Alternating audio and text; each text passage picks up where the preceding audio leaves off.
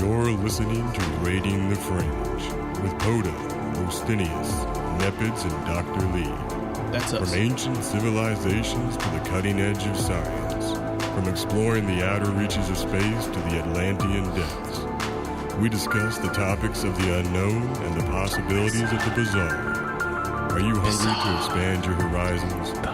Come get your fill as we raid the fringe.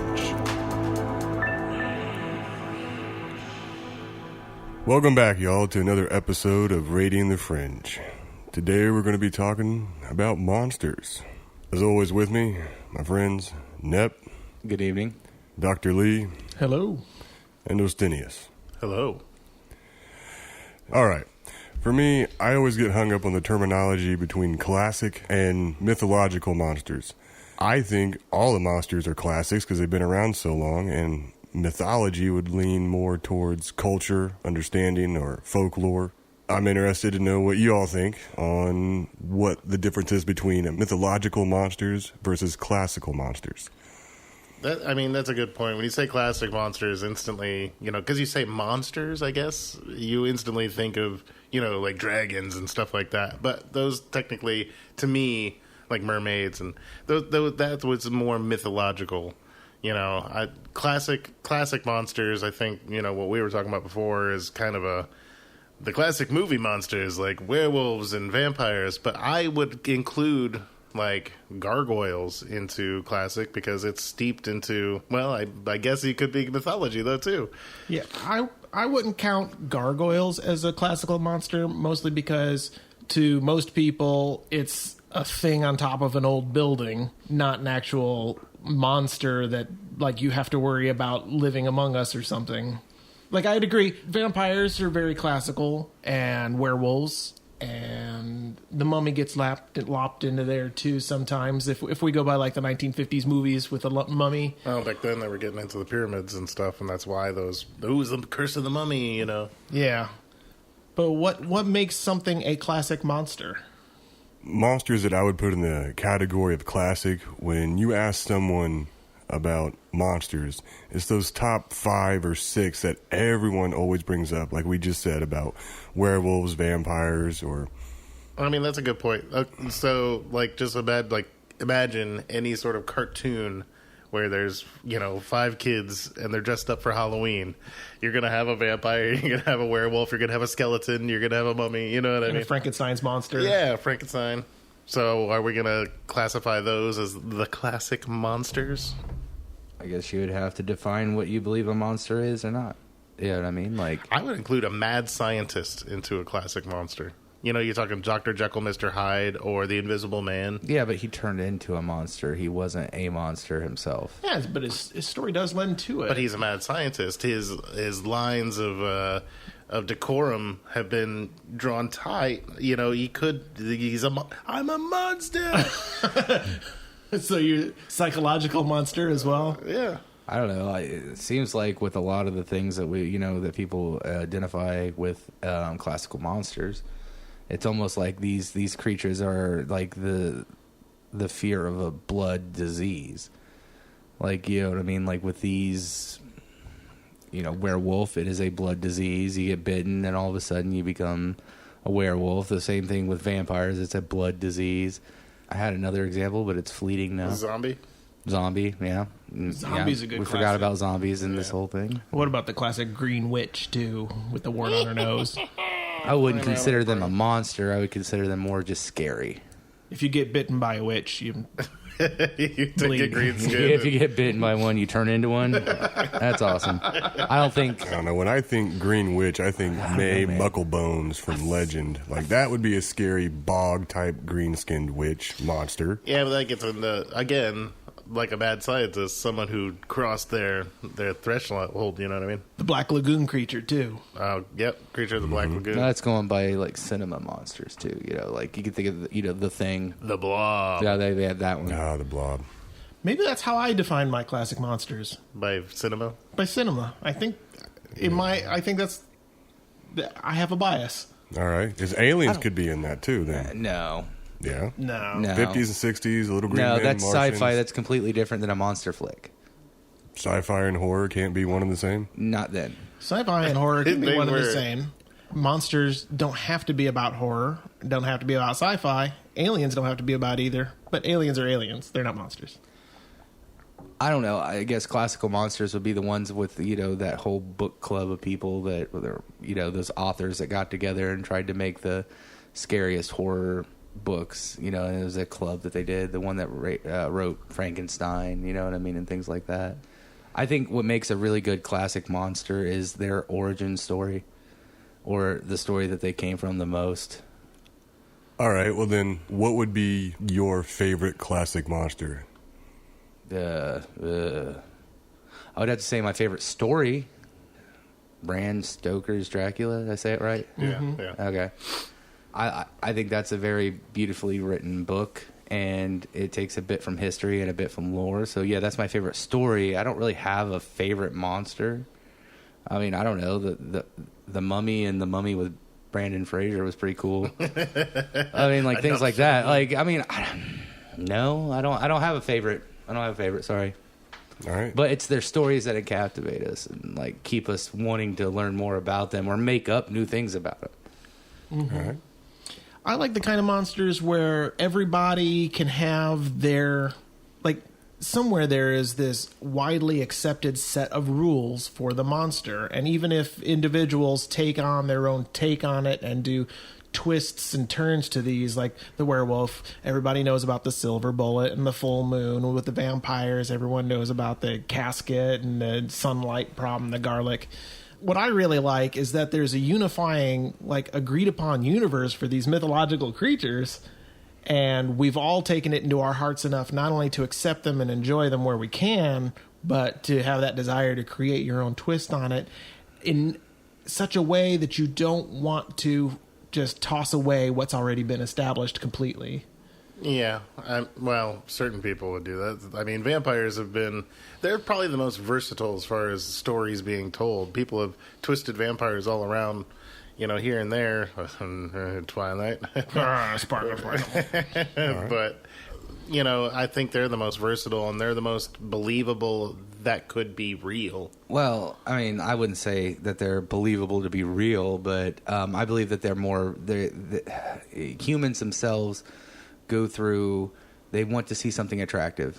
They want to see something nice looking, always. Like, it doesn't matter. So, out of the monsters, that's why vampires are so popular, especially in this, vain time and age we're in right now.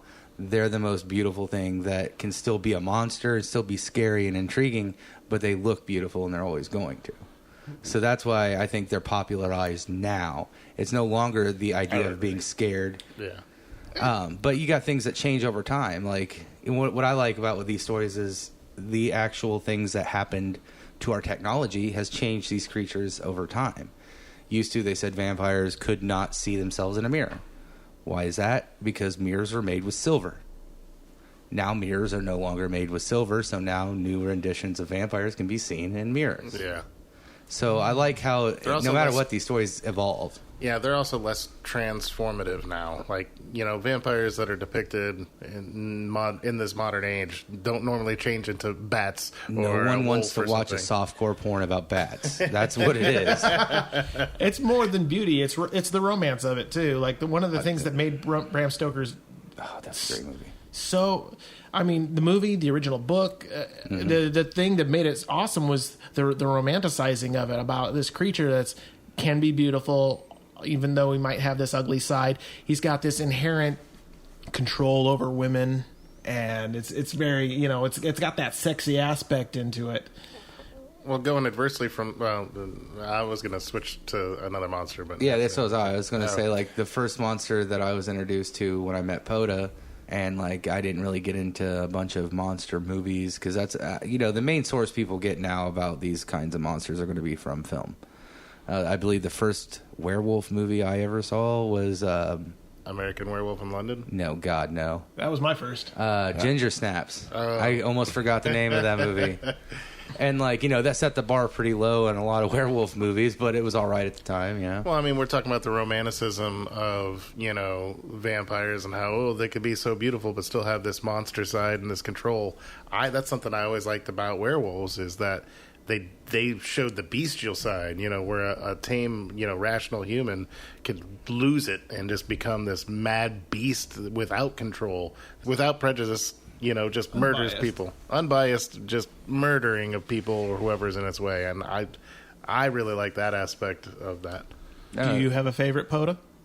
I enjoy everyone I've looked into. I find not just the myths and legends to try and weed through the stories of what might be effective, like with what Dr. Lee spoke of with the silver bullets, that's not everywhere when it comes to werewolves in certain countries, depending on the type. Werewolf in the Amazon would be different than a werewolf in Transylvania. Oh. Yeah. I find it fascinating to learn about the monsters if they could exist within the ecosystem in which they are found and reported to have been birthed from, and they would have tendencies and habits akin to that region versus the paranormal, supernatural aspect of how they just break all the laws that we understand of how that biological creature should operate, even if we did create it in a lab. So what you're saying is you prefer to study the monsters more on a cryptozoological aspect rather than the whole mythos and stories of it. Yeah. And I do agree that there could be some supernatural, unexplainable stuff accordance with certain monsters. You from Jersey? In accordance with certain monsters. Get in the car. From Boston. It was wicked awesome. I like certain monsters and turtles. We love turtles. Okay, we don't even remember what you said. Good, go back. I lost it. Hold on. Yeah, I lost it too. I don't even know. He just turned into a Kennedy. These certain monsters. You just blew his mind.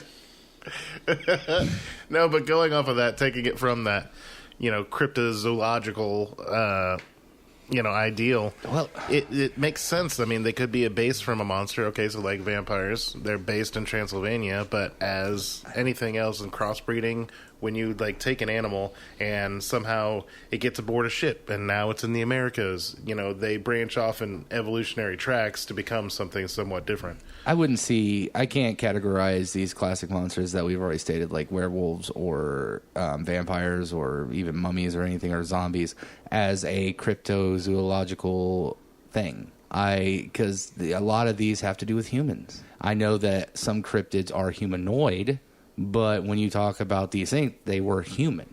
So I don't consider them cryptozoology-esque stuff. Oh, yeah. I'm with you on that. Yeah, that's what I'm saying. Now, if you want, you could say that you're on a sociological exploration of what these things are, because these are humans that you want to study. But I don't believe that it's like a creature thing. You know what I mean? That I could define it better as more of a, with what you said, the sociological, psychological aspects, along with the anthropological aspects. Just letting you know, we're learning new words. Never in my life did I use cryptozoological in my life until tonight. Because I'm interested, and it would go into with the monsters that were once human, is motive. Hence the werewolf and blind rage, or just a creature out there based on instinct, where there's the easily tricked monsters in legend that could be duped because they are not that smart. They are scary and terrifying, clever, powerful, dumb in the baseline. Well, I think that's a good, underliner for what we should be talking about as far as classic monsters. They should have that qualifier of they were once human. It was a human. Not entirely, because like what you said earlier, you wanted trolls. Trolls were never human. They're humanoid. They would fall more into a cryptid thing. Well, just like falling back on gargoyles, I'll fall back on trolls. Although, that's one of those typical... See, part of the classic monster thing is... a troll would eat you if you cross the bridge wrong. But all those tales that people grow up with in that, in their area, and it's rooted in their culture, that's a classic monster. I think a classic monster should be defined, and I just came up with this, as a learning tool to teach people about emotions and how they should choose life choices and what could happen to them if they have not chosen the right choice. It's more of like an Aesop's fable thing. Most of these monsters can be broken down to different lores and stuff about, if you do this, this is going to get you. If you do this, this is what you're going to turn out to be. If you do this, this is going to happen. So if we're going to talk about classic monsters, we can define it as that. Things that people used in old lore or old stories that It shows human nature, and if you go too far, how bad it can be. Wow. Well, that takes out. That's way deeper. That takes out mummies, and that takes out Skeletons. That takes I don't really out consider zombies. skeletons a monster. I mean, now if it, I mean, You get again, attacked people by an use, army but of skeletons, see, you're not going to say there's people a use rational set of skeletons. people. The reason why people are afraid of skeletons and call them monsters is because skeletons represent death, and that's one of the main things Right. that humans are scared of. No, I'm saying like with the werewolf thing, like what you're saying, blind rage. With the vampires, there were tons of people back in lore and stuff like that that drank blood, and that seems like they got power, you know what I mean, and things like that, and over seduction of certain things, you know, lust and stuff. You got zombies, and I can make up something about that too. If you want. Initially were reanimated slaves, you know, for Haitians. Like it was They sure Haitian it. but it originally was like a voodoo kind of ritual thing where they dug up, you know, somebody, their enemy or whatever, after their death and enslaved them. I was bringing up a new aspect of what the classic monster could be classified as. I mean, I understand we said zombies, and yes, I could Don't cross your friends, or else they'll dig you up and make you their zombie slave. They'll catch a fish in the ocean and make you a zombie. I mean, although I would have to say that, yeah, I think something like skeletons, I don't know if there's any sort of social ramifications you can include with that. I would count that as a classic monster, but a lot of the great ones, the ones that have really stuck, are like you said. They've, especially with Mary Shelley's Frankenstein, the original Frankenstein written. Yeah. It was written as a tale on sociological and emotional level. You know, the whole thing about me being created. Do I have a soul? Am I an actual person and stuff? And people judging him on his appearance. Yeah. You know, that helped make it the powerful creature it is today, just like you were saying. And the same goes with vampires. I think vampire was a mix because there was some definite strong religious, you know, thrust into the original mythos. Originally during the Crusades and stuff. You know, whether or not you're going back to the horrors of Vlad to start it, or if you go all the way back and believe that it was back in Cain and Abel's time and Cain was the first vampire. Either way, there's lots of... The story all connects in with a fear of God and crosses and that kind of stuff. I think and temptation vampires. to evil, yeah. I think vampires mainly came from grave robbers, personally, and not understanding the human body. I believe that the origin of vampires, you know, they could have mixed it like, you know, it's a scary tale. You sit there, you dig up a body because you're trying to rob them, you know, the stuff, the riches and trinkets that the family do. And they sit and they look at the thing, and it looks like they grew hair. It looks like they just ate. There's blood on their mouths. You know, it's just that stuff. So then those grave robbers get freaked out, go back and tell tales. Those tales spread because, of course, you're going to be like, there is a bloodthirsty beast out there. You know what I there's mean? some places that still believe that kind of stuff. There's a guy in Bulgaria, like in 2015 or something, that saved his village, finger quotes, because he dug up this body of a supposed vampire, ripped out a piece of his heart, and like a group of like 5 guys that did it ate it, and that was supposedly saved the village or whatever. And that is a real source for the tradition why we have to bury our dead 6 feet deep, is because they believe that they could have the ability to stand up, and at 6 feet most people were shorter than that and couldn't climb out of the grave. Oh yeah. Yeah. So I think a lot of these, let's take zombies, for example, that we used earlier.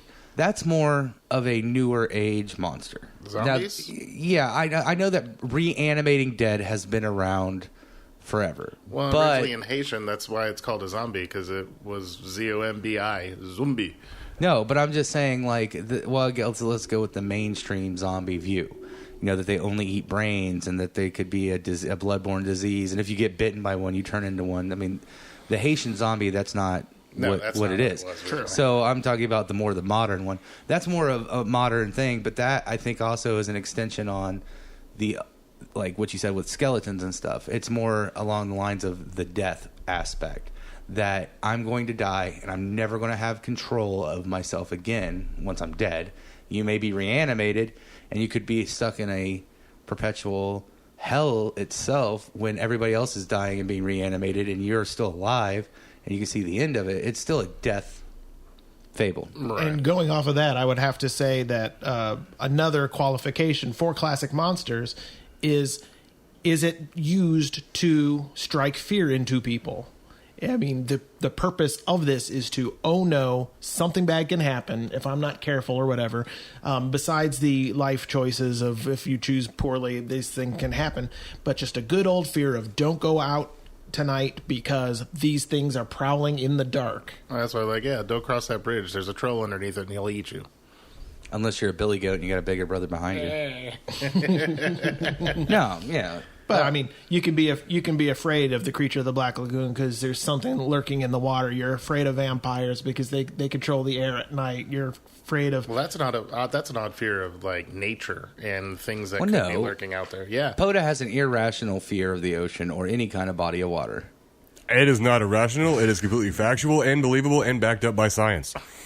You can drown in water. Well, yeah, you can drown in water, but like the irrational fear, like, I mean, even at the reservoir, if I put him on a boat, I don't think he would do well on it. He went kayaking with me. He did great. That is kayaking on a river that, yes, you can drown in a teaspoon of water, but he's 6'4". He can stand up, and the river's only going to his knees at highest. I did stand up in the river, and it went up to my chest. Yeah, there are some. Okay. Oh, his chest. No, I'm talking about the reservoir. Take him out in the middle of a reservoir in a two-person boat.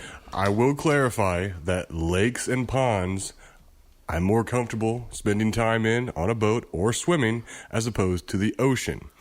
The best example I can give. Okay, so now going back to tying this in with the monster aspect, are you afraid of some sort of Nessie or a Kraken? Why would you be afraid of Nessie? No, he's afraid of like sharks or. I'm afraid of giant creatures that I have no chance of fighting. When you're sitting at a pond fishing and you see a bug just hanging out on the water, and then a fish comes up out of nowhere, no warning, bloop, that bug's life is over. I am that bug in the ocean. I don't know what's down there. There's a lot of space, and I have no warning, no preemptive. I don't feel the ground shaking. It's just over. So wait, it's just the word ocean, because there are some lakes out there that, okay, you know that you can get from the Atlantic Ocean to Chicago through the Great Lakes system. And the Great Lakes are massive. Yeah. And you'd be cool on that one. I'd warm up to it. So it's just oceans, but no, like there's lakes that are literally almost as deep as, some, not as deep as some parts of the ocean, but it's still deep enough. It's mainly a Loch Ness creature. Come on. You're afraid that it's mainly the ocean. You don't want your life to end in a whoop. I don't know. I want a fair fight, or at least I want to know what killed me. Oh, you'll know. No, I won't. You'll find out from the inside. No. Okay, let's talk stats. Monster stats. Powers and abilities. Who would win in a fight? Between our classic monsters. Mm-hmm. Well, Jonah, that's been the.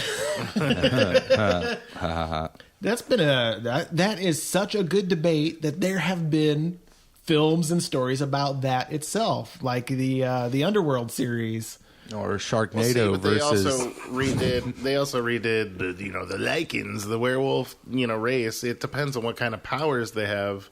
On what's that? Because some people say that vampires have super speed. Some people don't. Some people think vampires transform. Some people don't. All right, then we'll clarify. Let's pick the monster. Let's pick a region, a country of origin. Like a European werewolf versus a African vampire. Okay. Oh God. Yeah, he's saying. That's racist. He's saying the werewolf versus Blackula. I didn't mean it like that. Vampire in Brooklyn.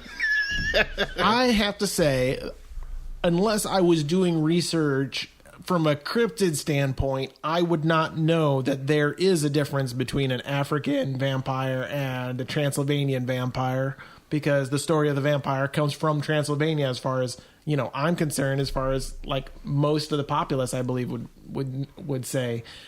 Whether or not your stories of the types of vampires and everything, because of Twilight and all those crappy movies, and then you got the good ones like Bram Stoker's Dracula, no matter how they changed the vampire, they all came from the same place. They're not even being ruined by movies. There's television series, like tons of them. All right, out there. Yeah. All right, True Blood. Then which classic monster do you think you could take in a fight? Skeleton. None. I completely agree. No zombie. muscle. I could take out a zombie. No, see, okay, look, a skeleton I don't think is true, because what is holding it together? Magic. Okay. So what makes you think that magic couldn't rebuild that stuff unless you, like, even if you grind it into dust?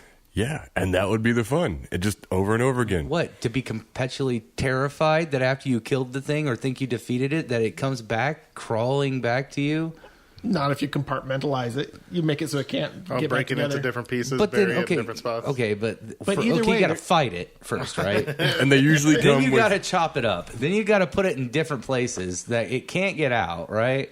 And that's a lot of time. And with like something like a vampire or a mummy, or they have a specific way of killing them. I think skeletons will be way crazier because then all of a sudden, if the skeleton can like open this box, dig its way out to different parts, and then it's enough to have the skull and jaw together with a neck, part of the spinal cord crawling through your house after you're like, I defeated this 6 years ago. No, that's like a perpetual death. But I'd rather kill something and it be dead forever. But it's just a bony hand. How much damage can it do? A werewolf is way faster, and the sharp claws and all that crap. It's a skeleton. It's a hunting machine. Yeah, it's but like a that wolf skeleton, man. I mean, like how much? Okay, well, if it's enough magic to actually generate movement and be good enough it to could be give you a super strong. fight, Yeah. I mean, like it doesn't matter. magic You are literally, you would have to literally defeat the magic to kill it fully. You'd have to find the wizard controlling it. You'd have to take this warlock. That's more like necromancer. Yeah, I'm going to sorry. fight a necromancer. No. So yeah, you may think skeletons may be weaker because they're not flesh and they're you could just break them and stuff, but bones don't stick together when they're not animated. So what makes you think if you break them, they wouldn't just come back together like a puzzle piece? Well, then what classic none of the classic monsters is a good idea to fight. Zombie would be. kill a zombie. Well, unless it's like the 28 days later zombie. I'll still kill a zombie. Yeah. Mhm. I don't know. It's How charging fast at can you run? Is it a fast I zombie don't or a have to slow run. zombie? He's running at me. I got a gun. I just shoot him in the face. Where's your gun at? In my holster. In this theoretical story. There are a lot of modern zombie stories that made it so realistic and relatable that we could put ourselves in those shoes. It does make it seem way more fightable. I think the scariest one would be like something like Tremors. Oh, just like these Graboids. huge No, yeah, because that would be your fear underground of like the ocean, but literally the whole ground is ocean because Tremors can just pop up out of nothing. Yeah, it's like the ocean with giant serpents. That's a real thing that people see in rivers and what have you. I really think that the Tremors monsters, I don't think Kevin Bacon I think that oversimplified the way you had. Is that who played in that movie? I don't remember. Yes. Probably. Thank you. Yeah, Well, there's you could just say Kevin not, Bacon and be like, Kevin did Bacon he at say? 7 degrees, yeah. No, but like, And yeah. that dad from Family Ties. Yeah. I guess that's the reason why they're monsters. They're hard to get rid of if they were real. That's true. If they were easy be to kill, monsters. they wouldn't be monsters. They're a threat. Well, the zombies, the danger of zombies is not in a single zombie. It's in the masses of zombies. That's where the fear is with a zombie. Again, it depends on which story. Wow, 28 days later zombies. Technically, that was a rage virus. It wasn't zombification, but it was. It's the same thing. It's a virus zombie. It's a virus. It's a brand. Yeah, okay. Have you guys ever seen the worst zombie movie ever called Autumn? No. Don't. I don't If you know. like zombie movies where no one dies, nothing happens, and they shake fences, you'll love it. Zombies are held back by chicken wire. You ever it's seen British. the zombie love story, Warm Bodies? No. Oh, man. Yeah. Brandy loves that movie. I'm sure. Look. I hate zombies. So, anyways, yes, there are tons of different ways people portrayed monsters, and I think what it is we are terrified of them, but we love the idea of finding a fascination with relating to them. Yeah. And that's why monsters will always be timeless. Okay, so besides which monster you think you could take out in a fight, because we've already said that for most of them it's going to be pretty damn hard. Which monster are you most terrified of? Which, if it were real, which would be the most terrifying? The Kraken, Leviathan, giant ocean dwelling creatures. No, how though? You live in the Midwest. Because he can't fight them, that's why. But he's not there to He's fight not there. them. It's not. Why would he be afraid of them here? Yeah. Are you a fisherman? No. Then there's no reason to be Poda's something going that out would the fishing actually boat this be weekend. reasonable, not irrational. That's why I call his fear irrational, because we live in the Midwest. Throw There's out no your ocean nets and near catch us. corn. If the ice caps were to melt, then we'd be a coastal town. So we're pretty safe from the ocean. Yeah, we're nowhere near the ocean. No, What monster would I be afraid to actually fight? Or just be afraid. Like, if you knew If it came to your actually existed. and it came for you. Yeah, no, you knew Not it was coming not for like, ding ding, we're gonna fight. But more of like, you're like, oh, I'm terrified this thing's coming for me. oh my goodness, Poda, I just came back from the Sahara. I'm an archaeologist. Look at this ancient artifact I found. Hold it for a second, will you? Oh, yeah, sure. Oops. Oh, no, you broke this ancient artifact. Not only do you know the mummies are real, but what's coming for you? I could definitely outrun a mummy. But could you won't have outrun to. its curse? Yeah, what about the plagues of scarabs that it sends? Or, it... Well, You've okay. seen the mummy. Just like every other creature now, we got to go into a basis of rules from either what movie or country of origin. We're just lumping them all. The I'm just country saying, of I don't origin would know. have to be Egypt. All mummies are not from Egypt. Yeah, they are. The mummies we're talking about are from I'm Popular not mummies, scared. yeah. I'm not really scared of any monster, mainly in the fact that I don't believe they exist, and it's kind of hard That's what I'm to saying. like Suspend think. disbelief and I know, but imagine that when they would were- I? Well, they, okay. they all suck. We've got. No, they would all suck to like.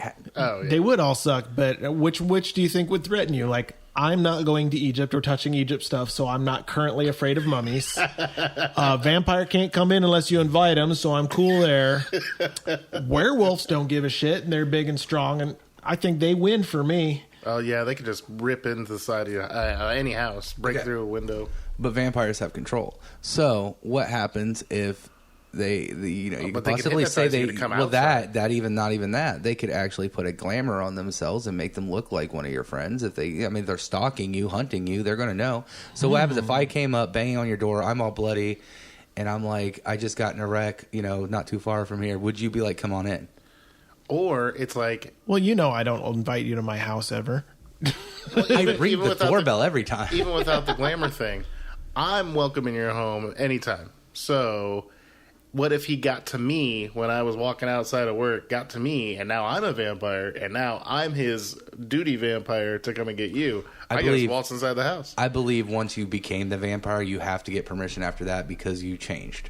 Yeah. You're no longer... The rule did not apply to you first. It's not like you couldn't come into his house as a human. But I'm saying that would change. The circumstances You'd have to be change. reinvited. But I'm pretty sure he would be like, well, come on in unless Yeah, you're why like you got knocking? 2 blood marks here.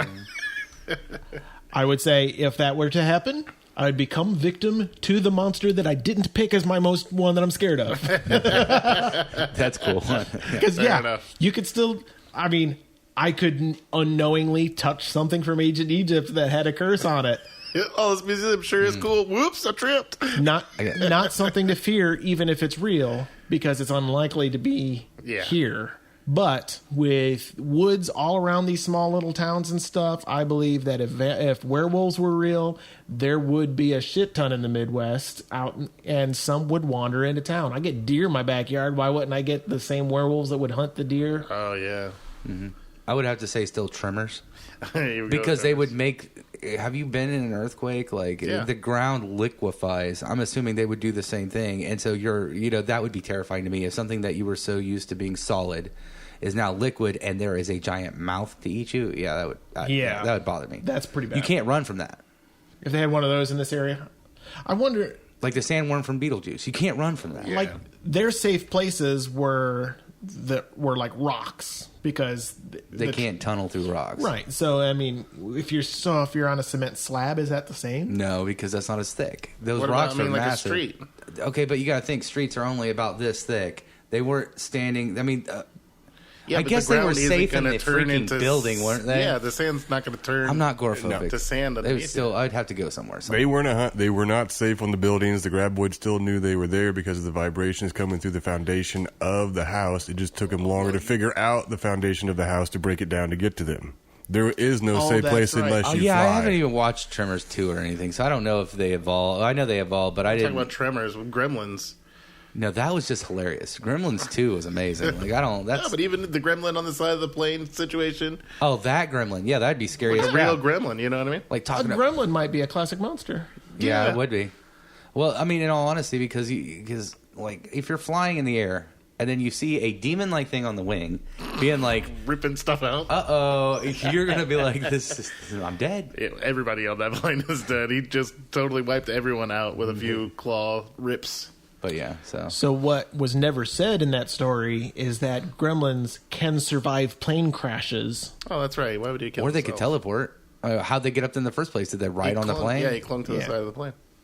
The whole story of He followed gremlins him is there. that they get into the gear works of mechanics. And that's like basically not only where they live, that's where they thrive. So it would climb up into the plane before it took off for sure. Yeah, then So it they're- could fall from a very long distance and survive. So Yeah. their native territory is airport. I would believe. Machinery, Okay. mechanics. I think maybe their native territory would be probably before mechanics and machinery would have been like down under the earth where the ores were, where there's still metal. Yeah. Oh, okay. Yeah, I can dig that. So like they always Caves, existed. stuff like that. But I mean, like just listen. I'm making this crap up as I They- go. You know? No, Gremlins right. evolved from trolls.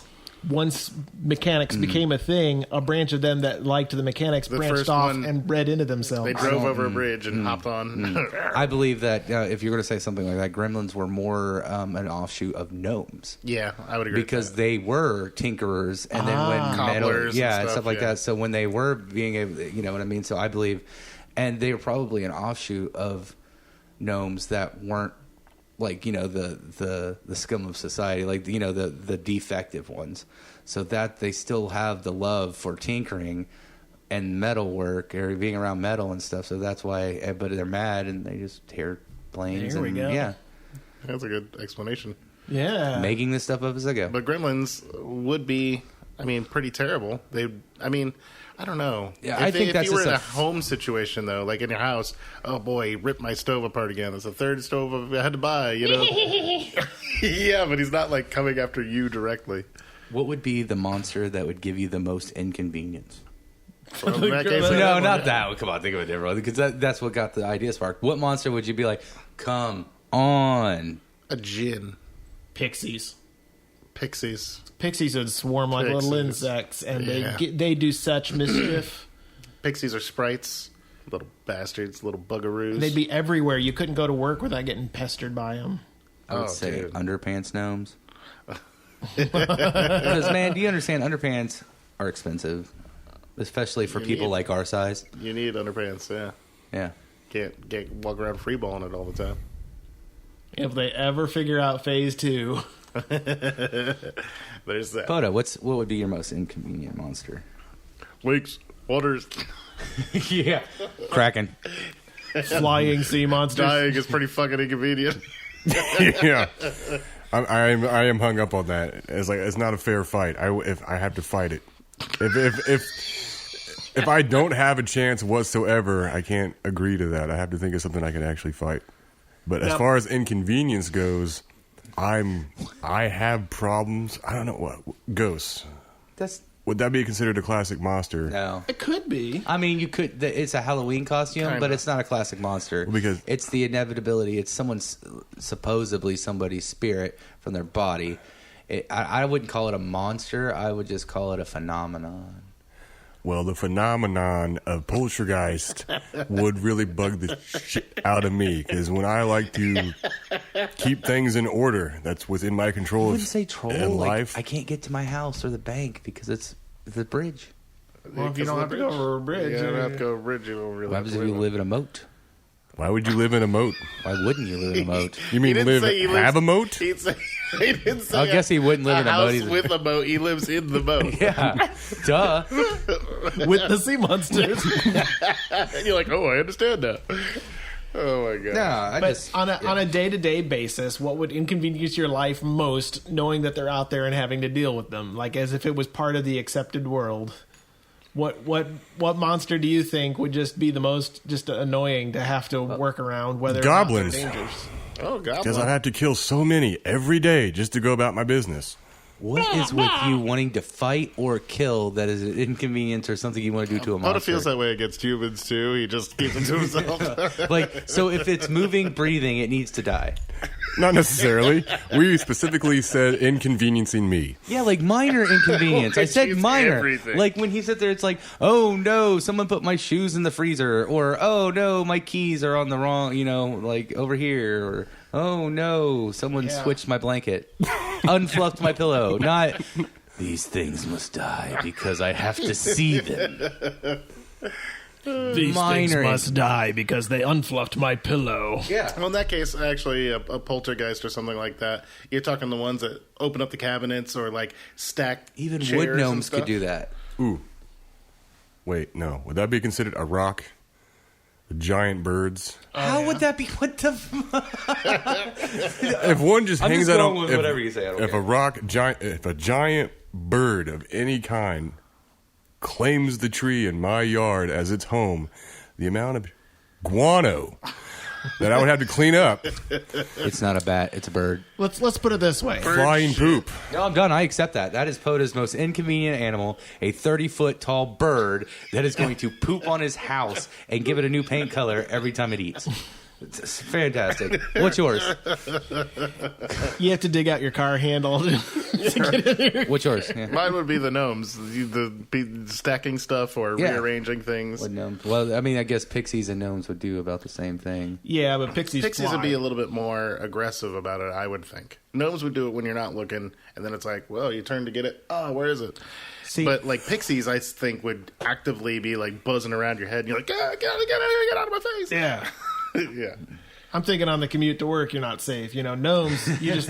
Commute to work, you're not safe. What about a currency-based society that's strictly gold and all the bankers are leprechauns? No. Is that happening to you right now? All right, first of all, Leprechauns. I think we do live in a currency-based society. Yeah. Specifically gold, nothing else. No, That's we what- used to be. Yeah, well, yeah, it used to be. But going off of leprechauns, it depends on how deep you know about leprechauns. Like, I if think you're that'd just be a going off of the mythical- Lucky Charms lucky guy, more not of a only that's mythical. inconvenient, but the old Celtic leprechaun, like the true story, those are a lot more than inconvenient. I would classify a leprechaun would be more of a mythical creature, only because there's, like what you were just saying earlier, what would a vampire be here or there? There's really only leprechauns from one culture. That's Or one area, general area. I'm not saying one culture. Like, you know what I Yeah. mean? So that would be more of a mythical one. Well, then what are the other creatures in other countries that actually work like the leprechaun with hoarding of treasure and greed? I don't know. I think trolls would be kind of weird. Trolls would be scary. Like, because there's different sizes of trolls. Yeah. Like, you got, like, Lord of the Rings. You got, like, cave trolls. Oh, yeah. But then you think of trolls like, I was just thinking bridge trolls, but yeah, trolls that can roam the wild or whatever. yeah, and they're almost like vampires too. They can't be out in the daytime. You see that Swedish movie Troll Hunter? Yeah, Amazing movie. I I argue. guess I wouldn't that they- exist when that movie. I argue that they can't be out in daytime. Who all said that they turned to stone during the daytime? Lord of the Rings is the only thing I've ever seen that said they turned to stone in the daytime. Yeah, and then but- if you're doing that, we should talk about gargoyles. I did say we could talk about gargoyles. You're the one that put them off the table. Gargoyles would be scary to me, dude. Like I literally said, so gargoyles. Nah, we're gonna take those off the table. I'm like, well, I'm not. I'm into Poda gargoyles. convinced me on the way here to talk about gargoyles. I'm like, it sounded good. All right. Yeah, gargoyles, man. I mean, as long as you're a part of the castle that they protect, then you're cool. But if you're anybody else, having something swoop in the black of night that could possibly like rip off your head or take you flying up and drop you. A lot of the gargoyles that you see on some of these cathedrals are depictions of the 72 demons from the Lemageddon. It's kind of weird. Well, I don't know why, but when they created these things, they created them as water spouts and stuff because they thought it was funny to see these demons baptize people through the rainwater and stuff. That's why a lot of these gargoyles look really crazily demonic. They're actually carved from a book that was created in that time period called the Lemageddon, and they're pretty crazy. Imagine they broke out of their stone at night and flew around murdering people. Yes, I would be They're scared of pretty demons terrifying. flying at me. Yeah. Okay, now you're talking demons. What about the classic I Halloween only- costume of like the Red Devil, just the guy with the horns and the cape? See, the thing about You know gargoyles... what? He would be a classical monster because I don't believe that is a a human made thing of hell. The reason gargoyles don't frighten me, though, is because they're a defensive monster. Yeah. They don't attack; they defend. What happens if... Well, they attack if what you're happens, encroaching on said territory or whatever. Yeah, but what happens if you're coming up and they feel threatened by you, so they are going to attack you? I mean, they can be threatened for anything. Yeah, they can be I can be threatened overprotective. right now. You're threatening me, Nevitz. I know. Or they can, I'm identifying as a gargoyle. Better back it up. or church is under restoration and it falls on a passerby. Oh, that's a real gargoyle attack. Yeah, there we go. There's the first confirmation of any kind of real thing we talked about attacking somebody. That could happen.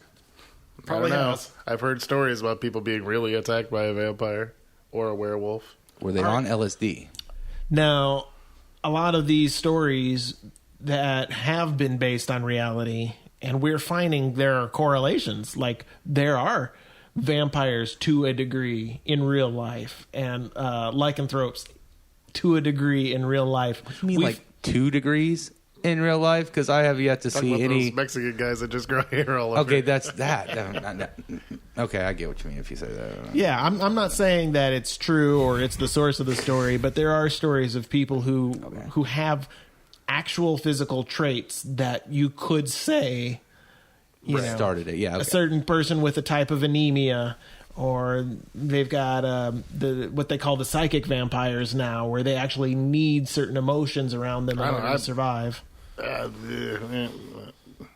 They can see that I don't believe in that BS. I mean, like, yes, there are people that could channel energy, and that is just a different form of using, like, the force around you, like those Reiki healers and stuff like that. It's just them manipulating the area around them or having something manipulate that for them.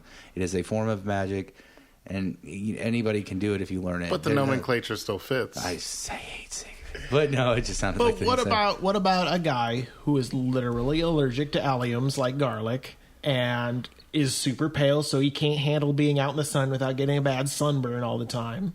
He would be called a vampire. I'd call him Casper. Yeah. Powder. Wait, so lepers?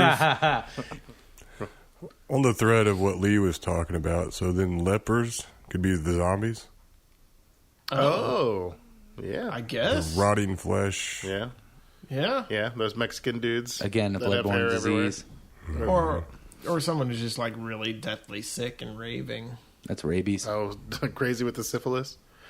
Yeah, dude. Apparently you can become very crazy with the syphilis. And blind.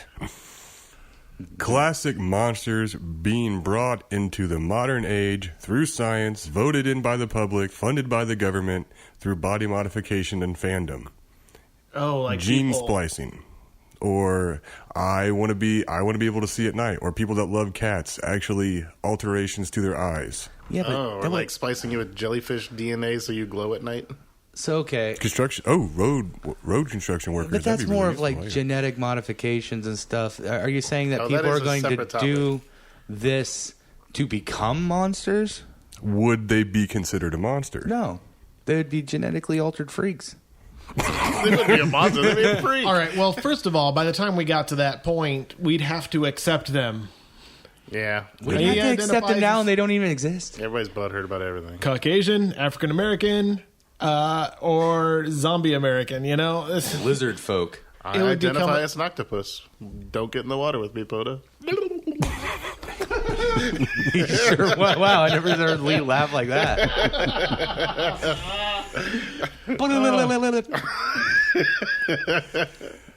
But it's just like, I don't think they would be considered monsters because, again, they did start out human. I don't remember what our That was consensus one of your on what. criteria Yeah, that you originally but said. they weren't changed by an act of something. They were changed because they could pay a doctor to do it. Just like body mods. Because I have piercings and tattoos, am I a monster? No, they paid. yes. Some people would agree. No, some of those monsters traded just with other doctors, like witch doctors or sorcery, to also become monsters for the power. A lot of vampire stories are about kids who wanted to become vampires and would hunt them down and then Yeah. regretted their decision later. Yeah, Turn me. I still wouldn't consider gene splicing a form of a monster. I wouldn't either. theoretically, if the monsters did exist in the world and they've been around long enough that humans have gotten to a part of society that now they are not a real threat, they could be hunted like we go out and hunt bears. Food. What monster would you eat? What would you buy? Ooh, I like that one. Definitely wouldn't ever try zombie. That'd be the one thing I wouldn't offer to try. Also, just say that most monsters were, not all, but most monsters were human. Mm-hmm. I'm not a cannibal. I'd try it.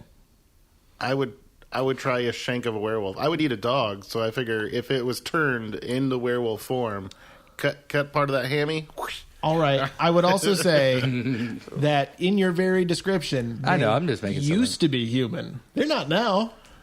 Yeah, I'd say when they're changed. I would not eat most of the other something ones are dead. that was a pig, that is a pig dead. now, but wasn't a pig when it started. A man bear pig.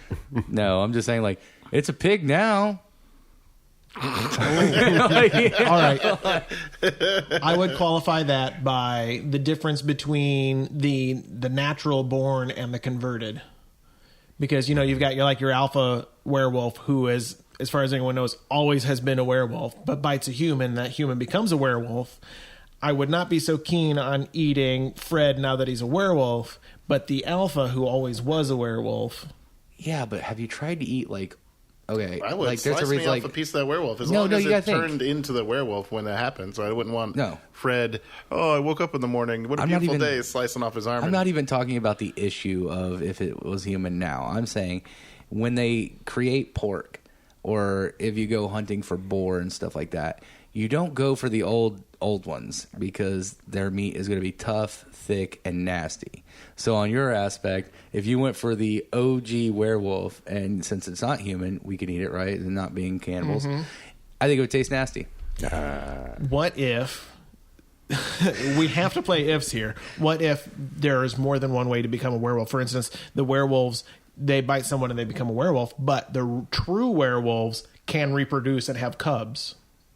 Then, Well, okay, but yes, most humans like to eat babies. I'm not even joking. Like, most of the animals only live, know. 6 Fucking months to veal, a year. stuff like that, Not yeah. even veal. Like chickens, they only get 6 months to a year to live before we eat them. So, yeah, I guess, if you wanted to snack on a litter of cubs, I'd be down. okay. I would try it. Yeah, I would eat. I guess I would eat Everything baby else is- werewolves. Everything yes. else is dead, though. If you think about it, vampires are dead. Yeah, that's- zombies are dead. Skeletons. There's no meat. My dog can eat the skeleton. Yeah. I wouldn't want to eat there's a marrow. gremlin or something. Yeah. There is marrow. But I'm not going to go try a skeleton for I don't specifically marrow. like bone marrow as it is right now, so But Creature from the Black Lagoon, I'd try it. I guess the Rock. it'd be a little fishy. Poda said that Oh, yeah. Rock Oh. constituted as a monster. I would eat a freaking giant bird. New Make a Thanksgiving giant- tradition. Make a giant omelet out of them eggs. You know what I'm saying? I don't like eggs that much, but I understand right. what you're saying. I wouldn't eat it all myself. That would be a pool. You could Yeah, put up dude. a kiddie pool.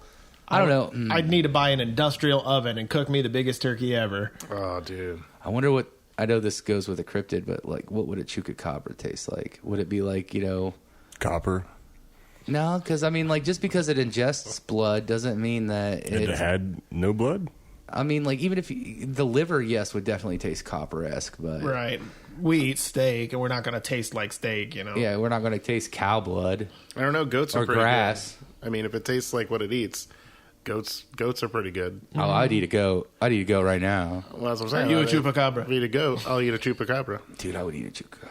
I'd eat a chupacabra. Do you think it would be better in a Mexican style Now, if you're dish? talking about the chupacabras that they found, that it's like a coyote with mange or something like that, I would not eat a mangy coyote. Would no, you, I'm actually talking about. could you I know, cover it in cinnamon sorry. and call it a churrocabra? I don't know, man. Pork is pretty good with cinnamon, so I mean, how would we know? Yeah, I didn't mean to take it to a cryptid monster. It just came up as would it taste good with dressing? Okay, what you know? about a mermaid? You're not eating the top half. You're Well, eating the bottom half. and I don't know. It just depends on what, because I don't like tuna, or giant fish monster. They're not monsters, but they're giant fish. I'm not big on seafood either, but if I there mean, was crabs. Crabs are I don't even like lobsters. They're too chewy. I like I crab don't meat. like seafood at all. Crab meat's amazing.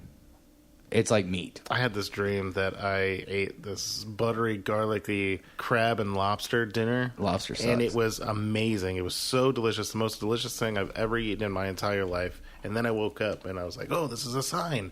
I can eat seafood now. And so I went to a crab joint and it was like, yeah, I'll eat some crab. Give me some of that garlic butter.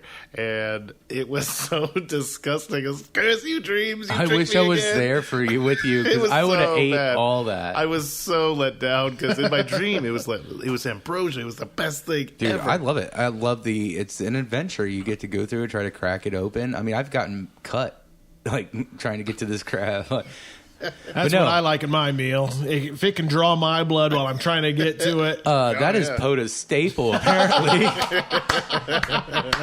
Before I can have fun, it has to draw blood from me, and then I can kill it. Battle. Except it comes from the sea, so no thanks. I think that a mermaid, because of anything that lives in the sea, would have a sea-like taste, especially something that is that meaty. Mm-hmm. You know what I mean? So no, I wouldn't eat a mermaid. You know what other? I'd try troll. I don't know, man. Because although that's probably going to be really tough. No, I don't know. Because I was going with the smell. Because goats smell real bad. And you can make them taste good. So it would have to take some, like, Gordon Ramsay crap to make a troll taste good. Indian spices, like curry Gremlins. But I'm talking more the Gremlins, the movie Gremlins. They're almost like guinea pigs. I'd eat the mogwai, not the gremlins. Yeah, well, yeah, the mogwai. Yeah, they're like guinea pigs. I mean, crap, they created guinea pigs for a source of food. You know what I mean? So, yeah, I'd eat a gremlin. I mean, it would probably be like chicken wings. Yeah. What? Okay, I imagine the green gremlins would be like frog legs. No, Oh, how about this? Yeah. Instead of saying which one would you eat, what do you think would be the most tasty? I'd have to go with the rock, the bird. Oh, yeah, well, okay. Probably. Excluding that, because that's the most normal thing we can think of. Like, you know what I mean? Like, well, let's go with the classic out of all the classic monsters, which we should incorporate this in every episode now from now on. From now on, which Just one like do you whatever eat? we're talking about, like, which part of this do you think would be tasty? We're all fat. Come on, let's do it, guys. Well, the trick is I'd let the zombie bite me first. That way, anything else I ate would be delicious. What happens if you ate the zombie brains? No, I would say the most delicious one A mermaid. depends on how she's cooked. Would it just one mermaid and you've got surf and turf? It's true enough. Take some breast meat. Like I said, Milk redheads are of the cool. sea. Yeah. I would eat a mermaid. Yeah, so would I.